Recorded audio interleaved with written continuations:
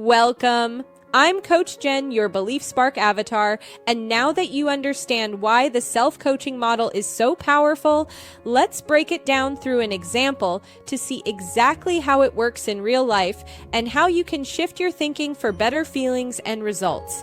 This video is part of our self-coaching model playlist.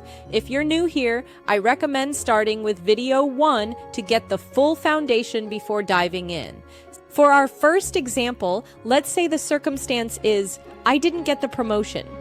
Remember, your circumstance is just the boring facts, none of the added drama or story, so you didn't get the promotion. The thought might be, I'm a failure, or I never get ahead, which creates the feeling hopeless.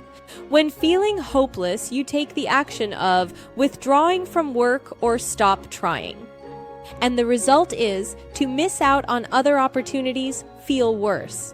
With the self-coaching model, your circumstance stays the same. I didn't get the promotion, but you might shift your thought to, this is disappointing, but it doesn't define me. Or even, how sad for them, I'm a catch. Which might create the feeling calm or motivated. When feeling motivated, you might ask for feedback and improve your skills. Look for another job, resulting in better chances next time and growth. In our next video, we'll look at real examples of unintentional versus intentional thinking and how you can start choosing thoughts that serve you better.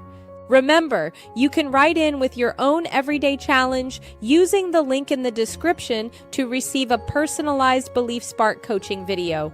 Whatever you're facing today, you are not alone. Life is full of challenges, and everyone, truly everyone, needs a life coach at some point.